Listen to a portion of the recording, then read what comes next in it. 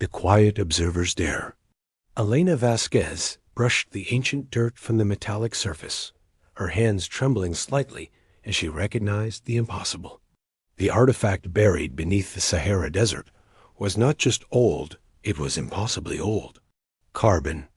Dating showed it to be over 50,000 years old, yet the technology embedded within its crystalline structure was more advanced than anything humanity had achieved in the modern era. The discovery had been accidental, a routine archaeological expedition. Searching for early human settlements had instead uncovered what appeared to be a vast underground complex. Inside, they found technology that shouldn't exist, art that depicted scenes of space travel, and most disturbing of all, star maps that showed accurate positions of distant galaxies, knowledge that modern humans had only acquired in the last century. Elena stared at the holographic projection emerging from the artifact. It showed Earth from space, but not the Earth she knew. This Earth had massive cities that seemed to float above the surface, connected by bridges of light. Ships moved between the planet and its moon like traffic on a highway. And in the corner of the projection, a date appeared in symbols that her team had learned to translate. 47,000 BCE. "This changes everything," whispered Dr. James Morrison, her research partner. "If this is real, then human civilization is far older than we ever imagined." Elena nodded, unable to speak. The implications were staggering. Humanity had achieved space travel, built magnificent cities, and mapped the galaxy tens of thousands of years before the pyramids were built. But then something had happened. The cities had vanished, the technology had been buried, and humanity had started over from primitive beginnings. 3 weeks later, as Elena was still processing the implications of their discovery, the message arrived from space. The Galactic Assembly, a confederation of alien species that had been observing Earth for the past century, was summoning humanity for evaluation. The message was clear. Earth was to send a representative to determine if humans were ready to join the galactic community as a junior member species. Commander Marcus Chun had been chosen for this historic mission. A veteran of the space program, Chun was known for his calm demeanor and sharp intelligence. As his ship approached the massive space station that served as the Assembly's headquarters, he couldn't help but feel a mixture of excitement and apprehension.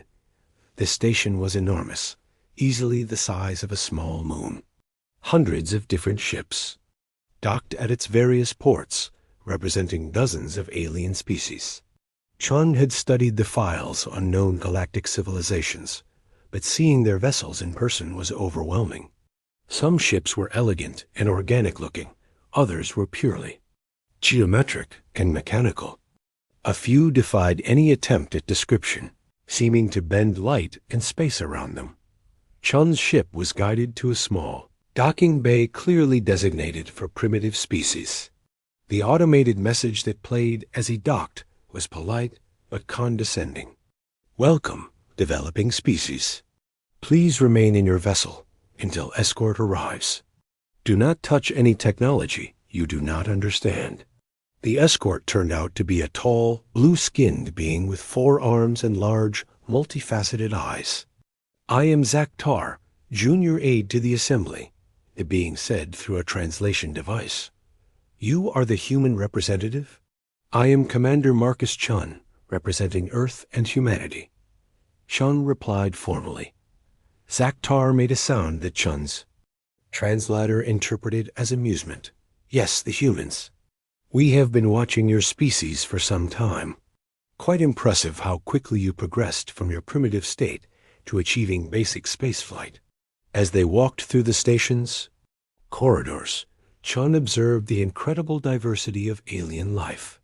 Crystalline beings that communicated through color changes walked alongside gaseous entities contained in environmental suits. Mechanical beings that were clearly artificial intelligences interacted seamlessly with organic species. The technology was breathtaking walls that seemed to be made of controlled energy, transportation systems that moved beings instantly from one location to another, and information displays that responded to thought rather than touch. Your species achieved spaceflight only recently, Zaktar continued as they walked. Perhaps 2 of your centuries ago? The Assembly is curious about your rapid development, but of course, you are still quite young compared to most species. Here, Chun remained silent, filing away the casual dismissal for later consideration. They entered a vast chamber where hundreds of beings sat in a complex arrangement. At the center was a raised platform where Chun was directed to stand. The chamber's acoustics were perfect, allowing him to hear the murmurs and conversations happening throughout the space. A being that appeared to be made of living metal stood and addressed the assembly. We gather today to evaluate the species, known as humans from the planet Earth. This species has recently achieved primitive space travel and has requested consideration for membership in our community. Murmurs of amusement rippled through the chamber. Chun could hear comments like, "so young," and barely out of their cradle world. Another being, this one resembling a giant insect with delicate gossamer wings, spoke up. The records show that humans have existed as a sentient species for perhaps 10,000 years. They have achieved basic technology and shown some promise, but they are clearly in the early stages of development. Indeed, agreed a creature that seemed to be composed entirely of shifting geometric shapes. The Velthari have been spacefaring for 800,000 years. The Krexenari have maintained galactic trade routes for 400,000 years. Even the youngest species currently in the assembly, the Moadaki, achieved spaceflight 50,000 years ago. Humans are but infants in the galactic community. Chun stepped forward. Honored members of the assembly, I appreciate your willingness to consider humanity for membership.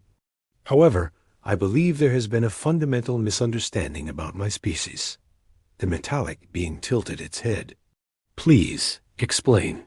Chun reached into his diplomatic pouch and withdrew a small device that Elena's team had constructed from their findings in the Sahara. This is a data core recovered from archaeological sites on Earth. It contains information that I believe will interest you. He activated the device, and immediately the chamber filled with 3-dimensional projections. The images showed the same scenes Elena had discovered ancient Earth with its floating cities, space traffic, and advanced technology. These images, Chun continued, are not from our recent history. They are 47,000 years old. The chamber fell silent. The insect-like being leaned forward. Impossible. Your species has no record of such achievement. That is correct, Chun acknowledged. We have no record because we chose to forget. He activated another sequence of the device. The new images showed scenes of global catastrophe, not from natural disasters, but from war. Cities fell, oceans boiled, and the sky itself seemed to burn. But in the final images, surviving humans were systematically destroying their own technology, burying their cities, and scattering across the planet. 47,000 years ago, humanity achieved everything you see here. We had faster than light, travel, cities that could house millions, technology that could reshape matter at the molecular level. We had explored thousands of star systems and made contact with dozens of species, the geometric being pulsed with different colors. Then, why do you appear so primitive now? Chun's expression grew somber. Because we learned that advancement without wisdom leads to destruction. Our ancient civilization nearly destroyed not just Earth, but several other worlds in our quest for expansion and resources. In the end, our greatest achievement was recognizing our own danger. He triggered the final sequence of the device. Images now showed something unprecedented in galactic history, a civilization deliberately choosing to regress. Humans dismantling their own technology, teaching their children to forget the sciences that had brought them so close to universal destruction, and starting over with the simplest tools. We made a collective decision, Sean explained. We would start again, but this time we would grow slowly. We would learn wisdom before we learned power. We would understand ourselves before we tried to understand the universe. The chamber erupted in chaos. Beings that had dismissed humanity moments before now stared in shock at the evidence before them. The implications were staggering. Humans weren't the youngest species in the galaxy. They were potentially the oldest. The metallic being raised a hand for silence. These images could be fabricated. Your species is known for creative fiction. Sean nodded, a reasonable concern. That is why I've brought this. He produced another artifact from Elena's Diga crystalline matrix that pulsed with internal light. This is a quantum data storage device. It contains the complete historical records of our ancient civilization, including detailed logs of our interactions with other species. He activated the device, and suddenly the chamber was filled with holographic records. The beings in the assembly watched in amazement as they saw their own ancestors, sometimes thousands of generations removed, interacting with ancient humans.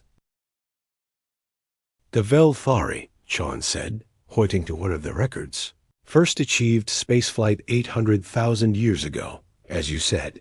But these records show human traders visiting Velthari space stations 950,000 years ago.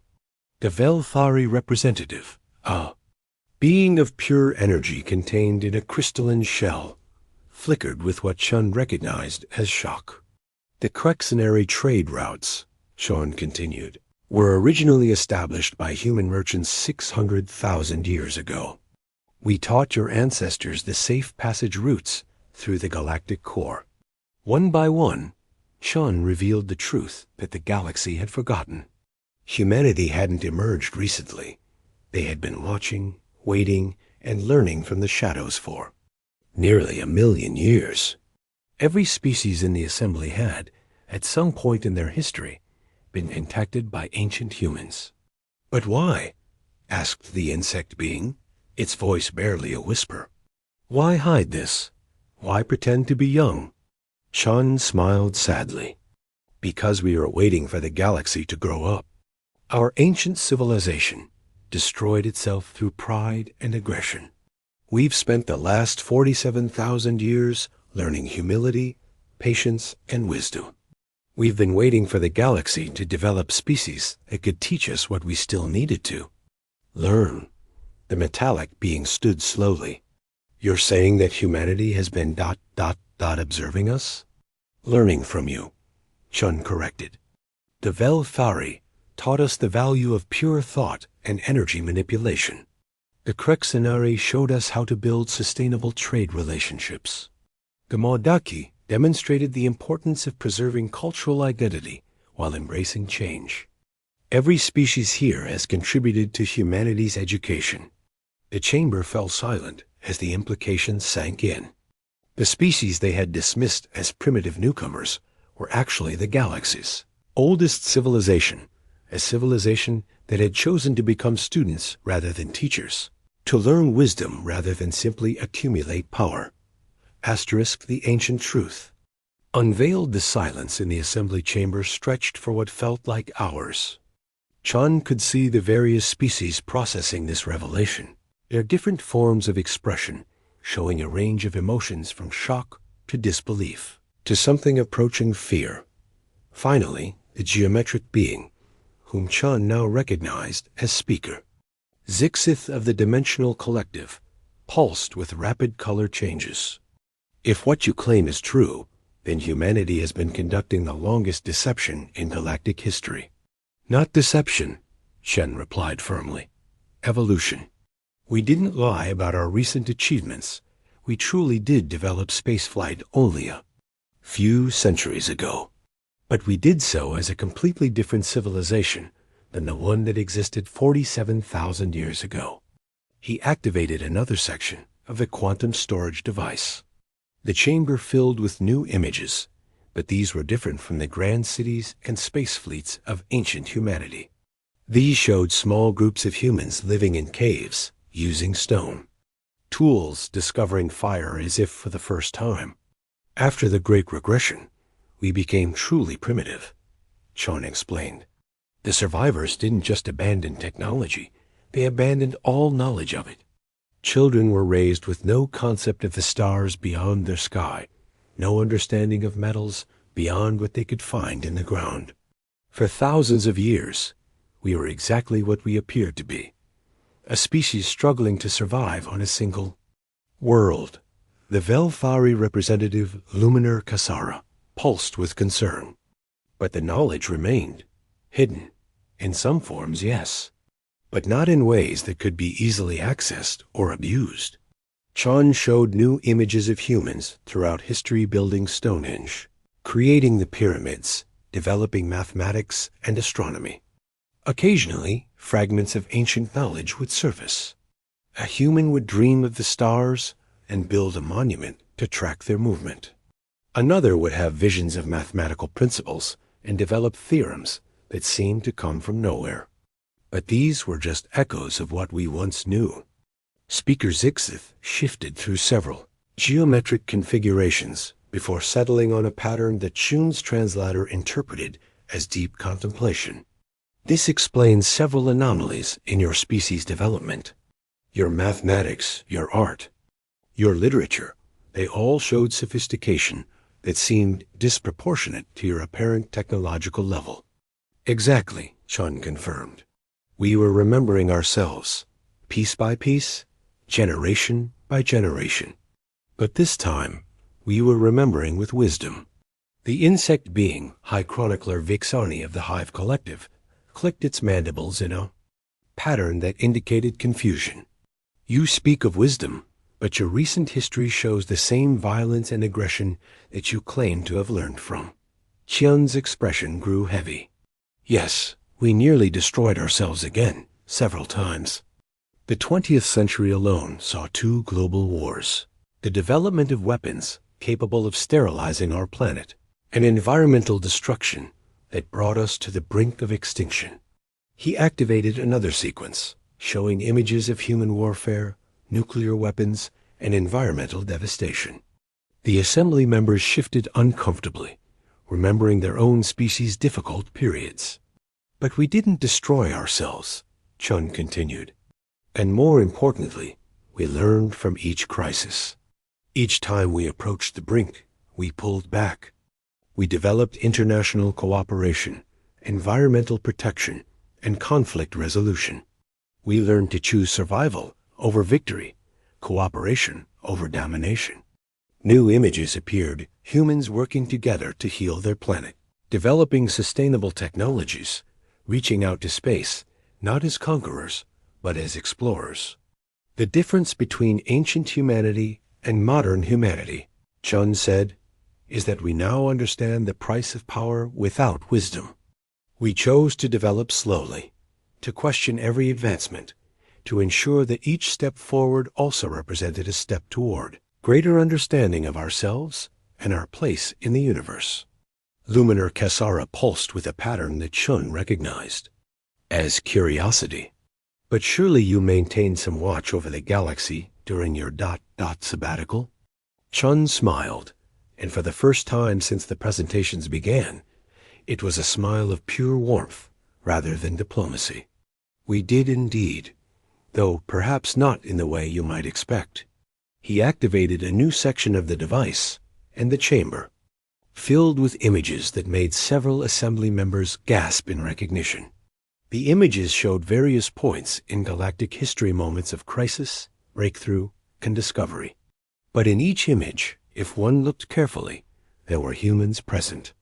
The Crexnary plague of 380,000 years ago, Shan said, pointing to one image. The cure was developed by Dr. Kesani the Brilliant, according to your histories.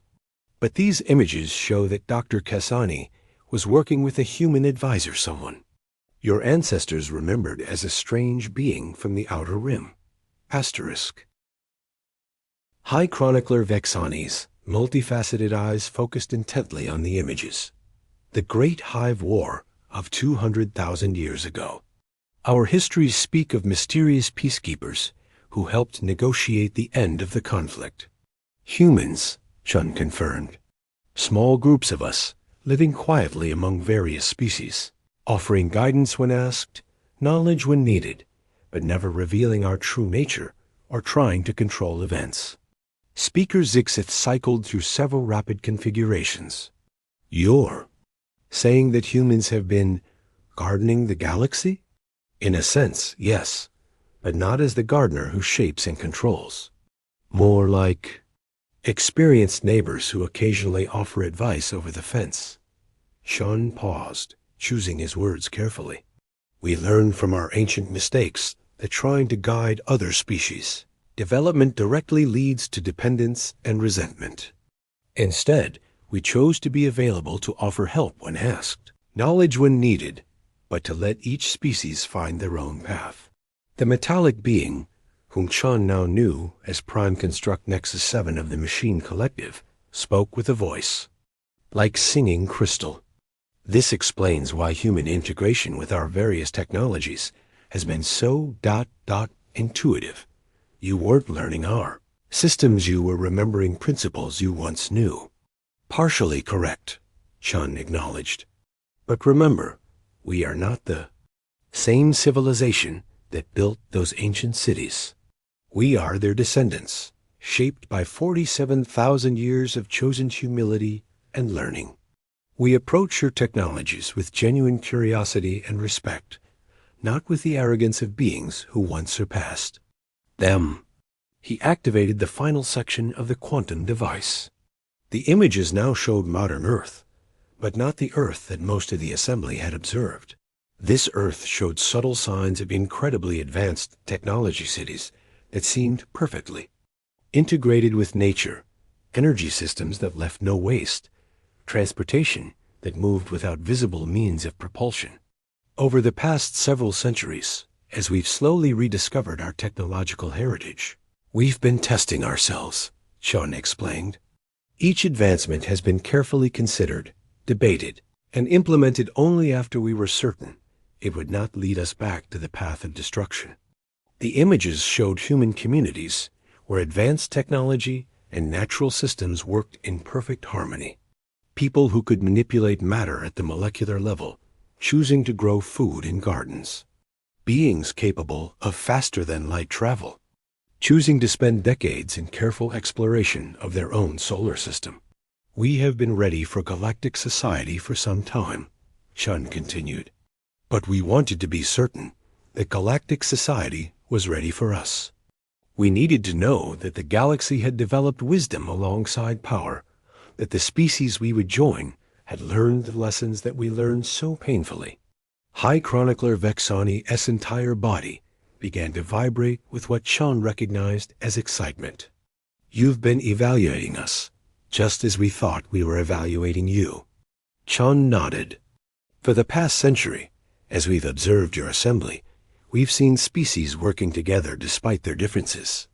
We've seen conflicts resolved through negotiation rather than force. We've seen younger species being nurtured rather than exploited. These are the signs we were waiting for, evidence that the galaxy had grown beyond the aggressive expansion that destroyed our ancient civilization. Speaker Zixith shifted into a configuration that Chin's translator labeled as profound. Respect. You chose to learn wisdom before reclaiming power. This is unprecedented in galactic history. It was necessary, Chun replied simply. We had seen what power without wisdom could do. We had no choice but to start over and grow slowly, carefully, with constant vigilance against our own potential for destruction. Prime Construct Nexus 7 raised one of its crystalline appendages. But surely you must have been tempted to reveal yourselves earlier, to reclaim your position as an elder species? Chun's expression grew thoughtful. Many times. During the Velthari Civil War 50,000 years ago, we could have ended the conflict with ancient weapons that still existed in hidden vaults. During the Great Silence 30,000 years ago, when quantum communication failed throughout the galaxy, we could have provided the solution immediately rather than watching various species struggle to rediscover it. He paused, looking around the chamber at the assembled representatives. But each time we chose patience. We chose to let other species find their own solutions, develop their own wisdom, make their own mistakes, and learn from them. Because that's what true elders do. They don't solve problems for the young. They support them while they solve problems themselves. The chamber fell silent again, but this time it was a different kind of silence, one filled with understanding rather than shock. Luminar Cassara was the first to speak. If humanity is truly the eldest species, if you have been watching and learning from us for so long, what do you seek from this assembly? Chun smiled, and this time his expression held both humility and quiet confidence. The same thing we have always sought: to learn, to grow, and to contribute. We don't seek to lead this assembly despite our age. We don't claim superiority because of our history. We simply offer our perspective as beings who have had time to make mistakes and learn from them.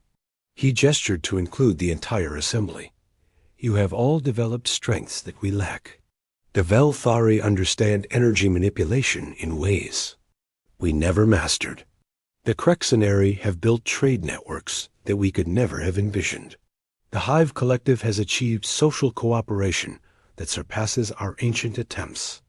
The Machine Collective has found harmony between organic and artificial consciousness that we are still learning to understand. Speaker Zixthith pulsed with colors that Chun's translator interpreted as curiosity mixed with respect. You truly see us as teachers rather than students? The best teachers are always students, Chun replied. And the best students eventually become teachers. We have been students for 47,000 years. Perhaps it's time we became both.